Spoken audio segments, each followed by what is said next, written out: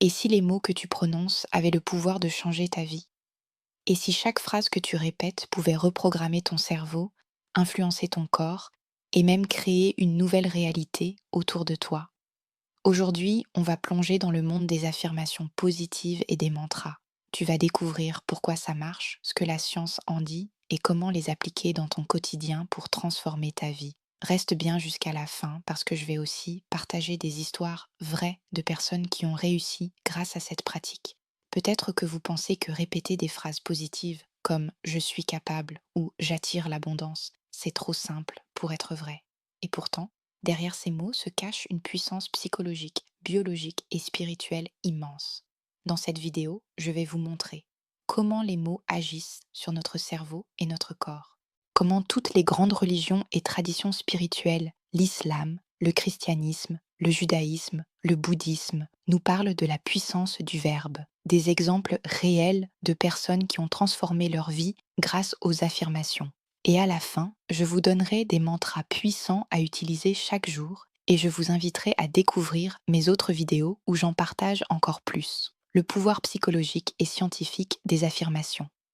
En psychologie, on sait que le langage structure la pensée. Quand vous répétez une phrase positive, vous entraînez votre esprit à créer une nouvelle réalité intérieure. C'est une clé incroyable. Depuis des millénaires, l'humanité sait que les mots sont créateurs. Chaque fois que vous dites ⁇ je n'y arriverai pas ⁇ vous créez un blocage. Chaque fois que vous affirmez ⁇ j'ai la capacité de réussir ⁇ vous ouvrez une nouvelle possibilité dans votre vie.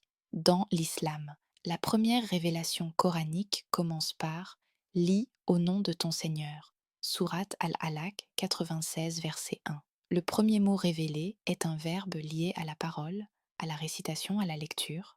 On en parlera dans une prochaine vidéo et au savoir. Cela montre le pouvoir fondateur des mots. Et plus loin, quand il veut une chose, il dit seulement soit et elle est.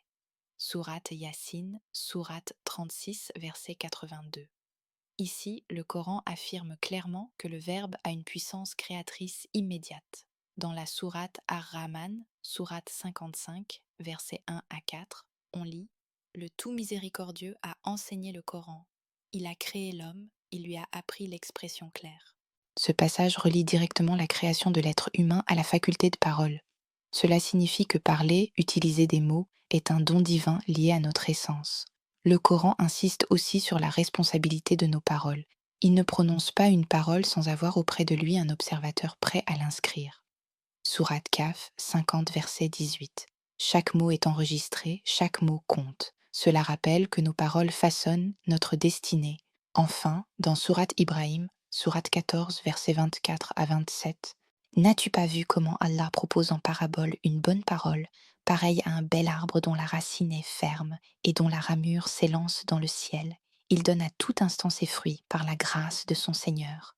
Allah propose des paraboles aux gens afin qu'ils se rappellent. Allah affermit les croyants par une parole ferme dans la vie présente et dans l'au-delà. Et il égare les injustes, et Allah fait ce qu'il veut. Dieu compare la bonne parole à un arbre solide, aux racines fermes et aux branches qui s'élèvent vers le ciel, qui donne ses fruits à chaque instant. Et la mauvaise parole est comparée à un arbre déraciné, instable. Ici, le Coran nous dit que la parole ferme, autrement dit une parole de vérité, de foi, de sincérité, est une source de stabilité et de force pour le croyant, non seulement dans ce monde, mais aussi dans l'au-delà. Mais ceux qui sont injustes, dans leurs paroles et leurs actes, Allah les laisse s'égarer. Enfin, Allah rappelle que sa volonté embrasse tout. Cela renforce l'idée que les mots ne sont pas neutres. Ils peuvent être un appui spirituel, une lumière, une force intérieure. Le monde est créé par le Verbe dans le christianisme. L'évangile de Jean commence par ces mots puissants. Au commencement était et la parole était avec Dieu, et la parole était Dieu. Jean 1 chapitre 1.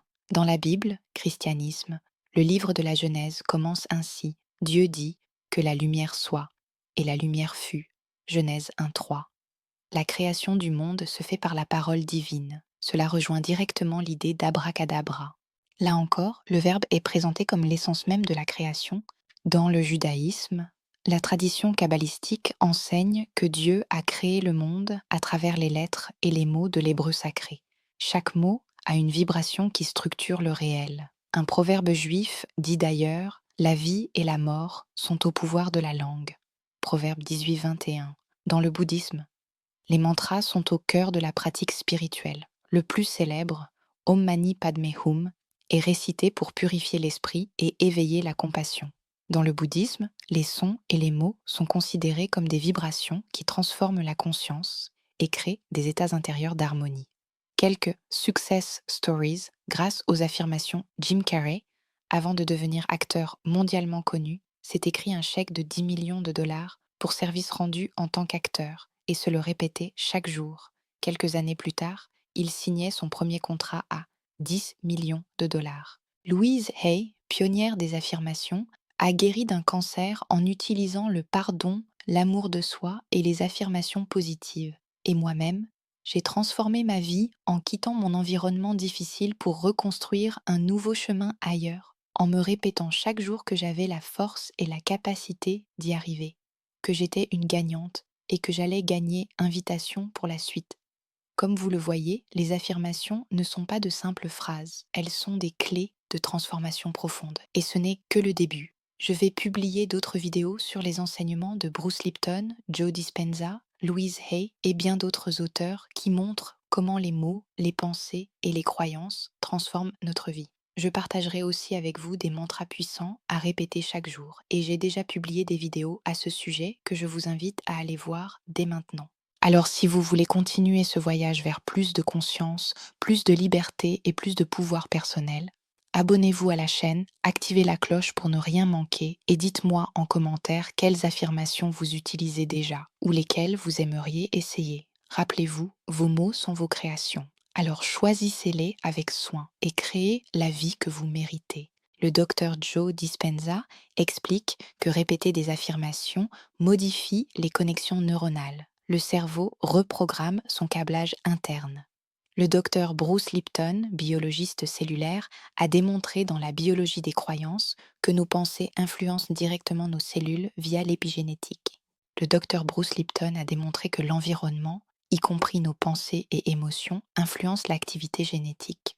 Nos mots ne sont pas magiques au sens enfantin, mais ils influencent la chimie du corps, qui elle-même agit sur nos cellules et nos gènes.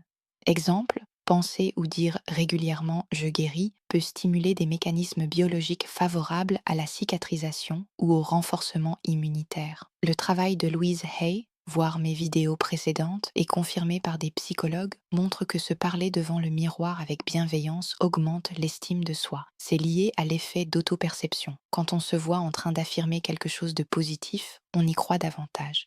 Les expériences du psychologue Robert Rosenthal montrent que les attentes positives ou négatives influencent les performances des gens. Si on répète des paroles encourageantes, on finit par agir différemment et obtenir de meilleurs résultats. C'est la preuve sociale que nos mots façonnent la réalité, pas seulement intérieure, mais aussi extérieure. Dans l'islam, on retrouve plusieurs liens forts entre la parole, dhikr, récitation du Coran, et l'eau, le Coran comme guérison. Allah dit « Nous faisons descendre du Coran ce qui est une guérison et une miséricorde pour les croyants. » Sourate Al-Isra 17-82.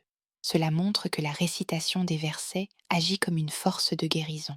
Et dans la tradition, cette guérison passe parfois par l'eau coranisée. L'eau coranisée d'ailleurs, de nombreux hadiths rapportent que le prophète paix et bénédiction sur lui ou ses compagnons, Dieu sait mieux, récitait des versets sur de l'eau, puis la buvait ou s'en servait pour se laver afin de guérir. Exemple, Ibn al-Qayyim rapporte dans Zad al-Ma'ad que la récitation du Coran sur l'eau puis son utilisation avait des effets de guérison. Le lien entre le verbe divin et l'eau Allah dit « Et c'est lui qui a créé à partir de l'eau tout être vivant. » Sourate Al-Anbiya, sourate 21, verset 30. Même dans la religion islamique, on retrouve ce lien puissant entre les mots et l'eau. Le Coran est une guérison, et il existe une tradition ancienne de réciter des versets sur de l'eau pour ensuite la boire ou s'en laver afin de bénéficier de la bénédiction des paroles divines. Et comme Allah Azza wa Jal dit dans la sourate Al-Anbiya, nous avons créé à partir de l'eau tout être vivant. On comprend alors pourquoi les mots que l'on prononce, surtout les paroles sacrées, peuvent transformer notre corps, qui est composé en grande partie d'eau. Cela établit un lien fondamental. La création et la vie commencent par l'eau, et cette eau peut être influencée par la parole divine. Les mots qui bénissent ou corrompent Le prophète paix et bénédiction soient sur lui a dit l'invocation et l'adoration. Ahmad Abu Daoud Ibn Majah Hadith Sahih. Et dans une autre version rapportée par At-Tirmidhi, l'invocation est l'essence de l'adoration. Cela signifie que les mots que vous choisissez d'utiliser activent ou désactivent certains gènes, ce qui peut transformer votre santé, votre énergie et même votre système immunitaire. Physiologiquement, lorsque vous vous parlez avec bienveillance, vous réduisez le niveau de cortisol, l'hormone du stress, et vous augmentez la production de dopamine et sérotonine, les hormones du bien-être. Étude Creswell 2013, Social Cognitive and Affective Neuroscience. Les affirmations positives activent le cortex préfrontal ventromédian, une zone liée à la récompense et à la résilience émotionnelle. Les recherches en neuroplasticité montrent que le cerveau se reconfigure en fonction de nos pensées et de nos paroles. Quand on répète des affirmations positives, on renforce certains circuits neuronaux, exactement comme on renforce un muscle en s'entraînant. Étude Ebb's Law en neurosciences. Les neurones qui s'activent ensemble se connectent ensemble. Donc répéter « je suis capable » renforce les connexions liées à la confiance. Autrement dit, vos mots deviennent de la chimie dans votre corps. Abracadabra, créé avec les mots, le mot abracadabra, souvent associé à la magie ou au spectacle, cache en réalité une sagesse très profonde. Son origine est araméenne et il signifie littéralement « je crée ce que je dis » ou « il sera créé comme je parle ». Dans l'Antiquité, il était utilisé comme une formule de guérison. On l'écrivait en forme triangulaire sur un parchemin et on le portait comme une amulette pour éloigner les maladies. Cette pratique s'appuyait sur la conviction que la parole humaine pouvait influencer le corps et la réalité. Et ce n'est pas seulement une croyance ancienne. La psychologie moderne et les neurosciences confirment que nos paroles et nos pensées façonnent nos croyances, nos comportements et finalement notre vie. Chaque fois que vous dites « je n'y arriverai pas », vous créez un blocage. Chaque fois que vous affirmez « j'ai la capacité de réussir », vous ouvrez une nouvelle possibilité dans votre vie. Là encore, on retrouve l'idée que les mots ne sont pas neutres, ils sont créateurs. Toutes ces traditions, qu'elles soient religieuses, spirituelles ou scientifiques, se rejoignent sur un point fondamental. Les mots ont un pouvoir. Chaque mot que nous disons est une semence que nous plantons, soit pour la guérison, soit pour la destruction. C'est pourquoi pratiquer les affirmations positives, les invocations, les prières et les mantras, ce n'est pas seulement une habitude spirituelle, c'est une façon concrète de programmer son esprit et sa réalité. Et c'est exactement cela que nous retrouvons derrière ce mot mystérieux. Abracadabra. Je crée par mes paroles. Alors, que ce soit à travers l'islam, le christianisme, le judaïsme, le bouddhisme ou même les découvertes modernes en psychologie et neurosciences, une vérité universelle se dessine. Les mots créent. Nos paroles sont comme des graines. Elles peuvent donner naissance à un arbre solide et nourrissant ou à une plante fragile sans racines. Elles peuvent soigner ou blesser, élever ou détruire. Quand nous répétons des affirmations positives, des prières, des invocations ou des mantras, nous ne faisons pas que parler. Nous envoyons des signaux à notre cerveau, à nos cellules et même à l'univers tout entier. Comme l'a montré la science, ces paroles transforment notre physiologie, renforcent notre système immunitaire et reprogramment notre subconscient. Le fameux mot abracadabra, loin d'être une simple formule magique, nous rappelle cette vérité profonde. Je crée ce que je dis. Alors, choisissez vos mots avec soin. Remplissez votre bouche et votre cœur de paroles de guérison, d'amour, de foi et de confiance. Car chaque mot que vous prononcez est une brique de votre avenir. Et si vous souhaitez aller plus loin, je vous invite à regarder mes autres vidéos où je partage des mantras puissants, des affirmations guidées et des enseignements inspirés de grands auteurs comme Louise Hay, Bruce Lipton, Joe Dispenza et bien d'autres. Abonnez-vous à ma chaîne, car ce n'est que le début d'un voyage où ensemble, nous allons apprendre à transformer notre vie, un mot après l'autre.